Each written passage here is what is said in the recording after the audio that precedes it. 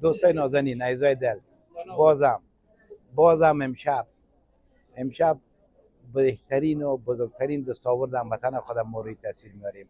میدونین بهترین و بزرگترین دستاوردشان چی بوده؟ که جناب آقای صمدی که یک جلد کتاب نوشته کرده، تمام خاطرات زندگی خودم او ذکر کرده که چه مشکلاتی را در افغانستان دیده بودن در زمانی که ترجمان بودن و از دیگر دوستای خود نوشته کردین. دیگه دایی برنامه دایی افتتاحیه یا دایی برنامه که اینا گرفته بودن، دیگه از کمیونیتی های افغان ها حضور دارن، زیادتر میمون های امریکایی که با ایشان یک جا همکار بودن و کار میکردن، و دیگه در بخش مهاجرت آقایشان عزیز که از اونا و از کانگرس و از دیگر جای هم دوستا از راه دور آمدین و در این مجلس یا در این برنامه اینا اشتراک کردین. بریم ویدیو داریم دوستا عزیز. But today that's happening, I don't know how to even phrase it in a way that I could express my emotions. But thank you everyone for showing up today. You know, it's a lot of the biggest achievement. There,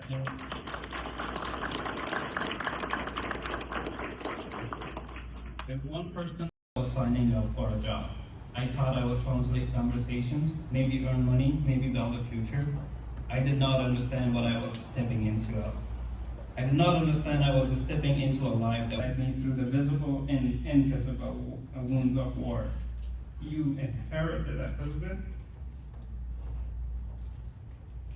It's not that emotional. I don't know why I'm going to do this. You inherited a husband and father whose life was shaped by conflict, sacrifice, loss, and memories that do not always stay in your past. Your patience, love, and understanding have carried me through some of my darkest moments. Story. He was not simply a witness to these experiences, he was part of them. Lieutenant Colonel Miller served alongside Nassar in Afghanistan during some of the moments that ultimately became part of the Terp. The trust, friendship, and brotherhood they developed went far beyond languages, rank, or nationality. As you read the book, you will see his name and his connection to this journey. It is a great honor to welcome Lieutenant Colonel Miller. Please join me on stage.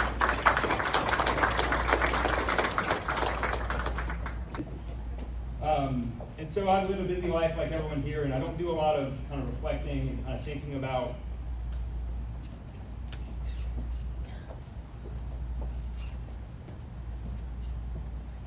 my past and how it's shaped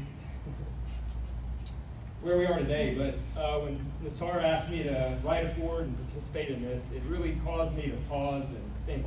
And I realized that I hadn't really done that a lot. What I've done is kind of take my memories and make them stack. And so what this did was really have me open that up from the past, that it really gets stuck in the past.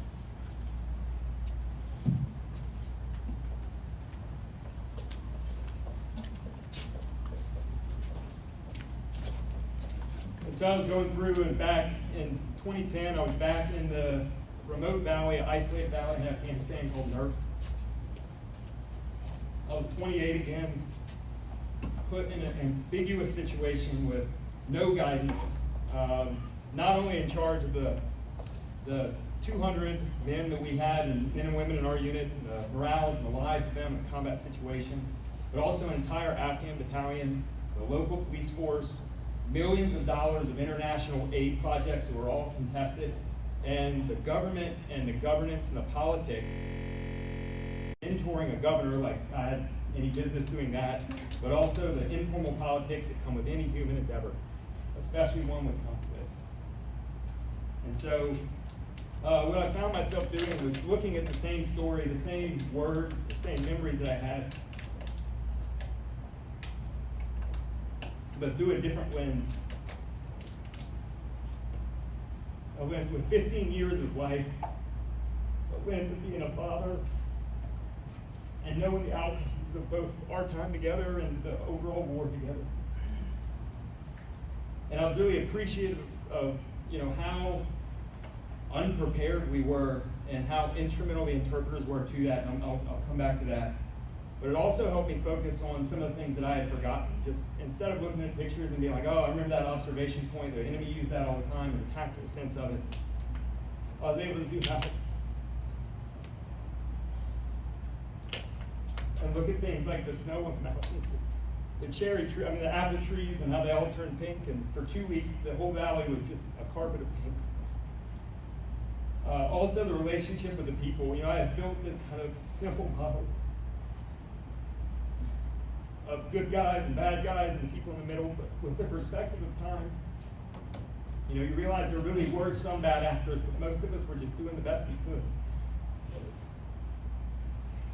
in a really difficult and impossible situation. And so, I know you wrote this book to tell your story and for the interpreters, but it was a gift to me as well. Because it forced me to confront a lot of this that I'm still obviously working through, so I appreciate that.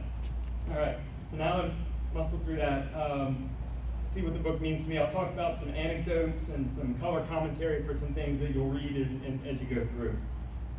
So I'll start with a thank you, because you really painted me in a positive light in the books, more than I actually deserve, so I really appreciate it. I made sure my wife read it and highlighted a few passages. But I want to return the favor, because you really do talk about the mechanics of your involvement, but you underplay the impact of your involvement. In 2010, Nurk Valley, where we were, and other guys in the room as well, was politics.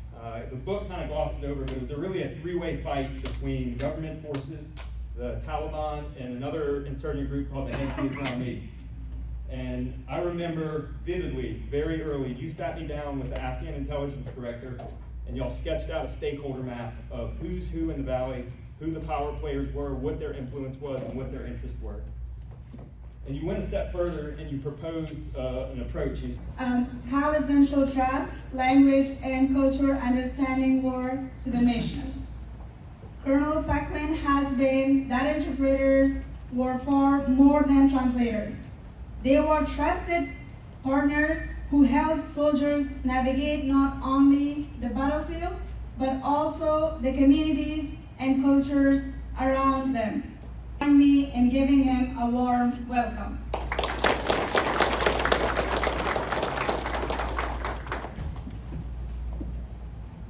Well, good evening. It is truly an honor to be here, not just speaking with you, but an honor to be with Ms. Sark.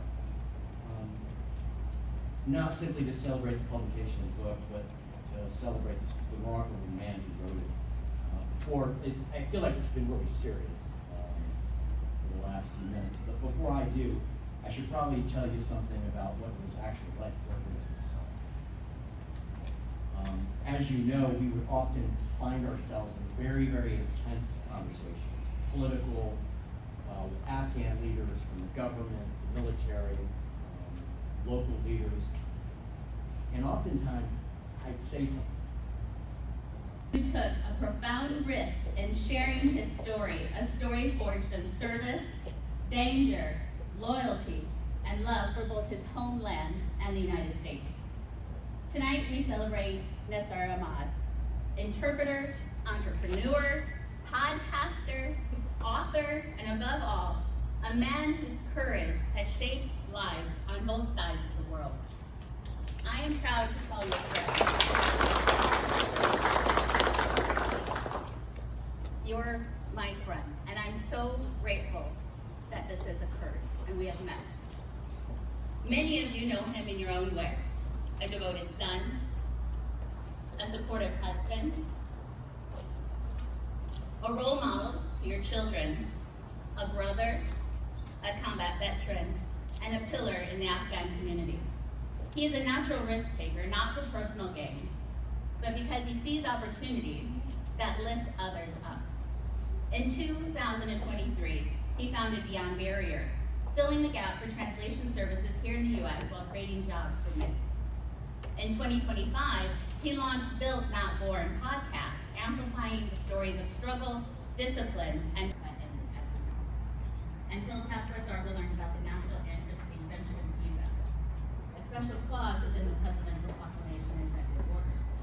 This past June, we supported a father returning to Afghanistan to retrieve his 8-month-old daughter who had to be left behind because she did not have a passport at the time the rest of the family. For letting me have an advance copy. The pictures are incredible. It's worth purchasing the book alone. See interpreters and brothers in arms. Remember that America's moral credibility is tied to how we treat those who serve beside us. And honor the courage it took for Nasser to write this story, because in the darkest moments of war, in the darkest moments of that withdrawal, and in the darkest moments of these last 5 years, when hope was thin and chaos ruled, people like Nasser reminded us that our promises matter.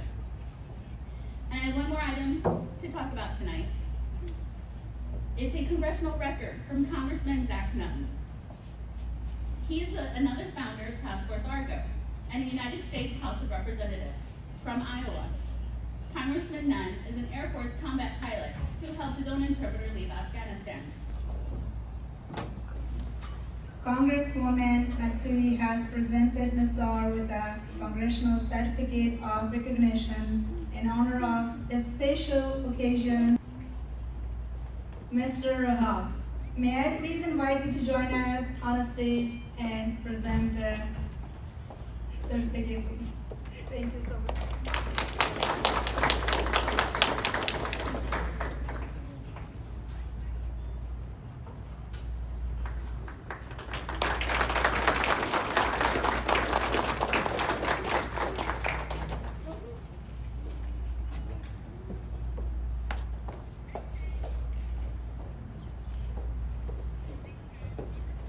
Assalamu alaikum everyone, and good evening. Gulshani Sozai, the Executive Director of Mass Social Services Foundation.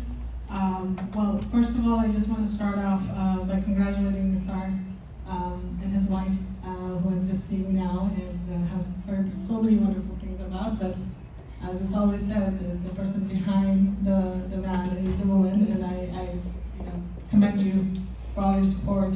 But Nisar, I've got to know and have the pleasure in the community, and I congratulate you, my brother. Cannot say enough how proud I am as an Afghan in the community, and I think it's safe to say that on behalf of the full Afghan family, existing and current, we are so proud of you, and I'm honored to be here. Also, I want to thank all the speakers before us for all your service. A buddy named Lucky. I didn't serve in Afghanistan, but I made a buddy from Afghanistan when President Trump did the first Muslim ban. We became friends. 4 years later, he was stuck in Kabul, and he said, "Brother, we're stuck at the top of the mountain in Rangoon. We're surrounded by the Taliban. I'm running out of ammunition. I think I'm gonna die. We grant my last wish and help get my family back to San Diego." I got dropped into 40 different group chats, and Task Force Argo was not among them. We got to know Task Force Argo later. Task Force Argo joined our coalition. But people weren't talking. They weren't all as professional as Argo. I saw my value as somebody who didn't serve in Afghanistan, but somebody who worked on the Biden campaign, somebody who had a master's degree in Homeland Security and worked in emergency management and dealt with crisis situations. We launched what any good consultant would do. We launched the sync call. We did those twice a day. We got all these groups talking. We ended up having, at our peak, 250 organizations. We built a partnership with government, and the result of that partnership was enduring welcome. At the end of the Biden administration, there were 5,000 Afghans a month leaving Kabul, flying to one of 4 different locations: Qatar, the Philippines, Albania, and Germany, safely, securely getting here to start the American dream. But we haven't given up, and we're not going to give up. And it's because of something that we all saw on the stage earlier: the impact that these folks have made on the lives of the people they served with, the lives of the people they met later, the lives of Americans all throughout this country. When people ask me why I do what I do, I didn't serve in Afghanistan, it's because this isn't, for me, about Afghans.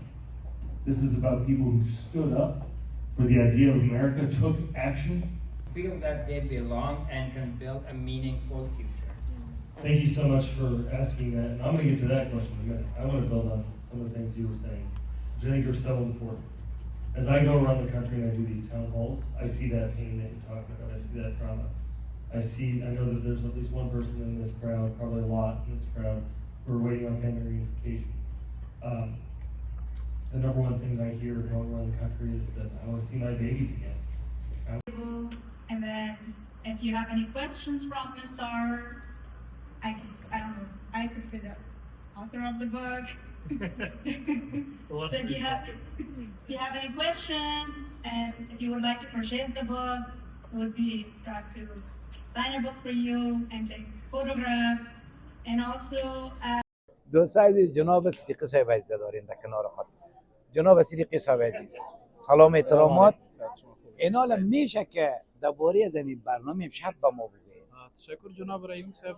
برنامه امشب از کتاب چاپ جناب صمدی صاحب بود که اونا کتابی را اخیراً به چاپ رساندن به نام ترپ که تمام خاطرات و تمام قصه‌ای که باعث یک ترجمان اونا در افغانستان داشتن و که در نظامی امریکایی در اونجا کار میکردن، تمام تجارب و مشکلات و قصه‌های گذشته ها، صداقت های و تبادل زبان و کلتور و فرهنگی که اونا با هم یک جای ساختن، از این یک کتاب ترتیب کردن که به نمایش به تمام افغانای ما شما و جمعی از پروگرام امشب تعداد زیادی از کانگرس هم آمده بودن، خارجی هم وجود داشتن، کمیونیتی های افغان هم وجود داشتن، گروه های مختلف دیگه سازمان ها وجود داشتن که آمدن دی پروگرام اشتراک کنند.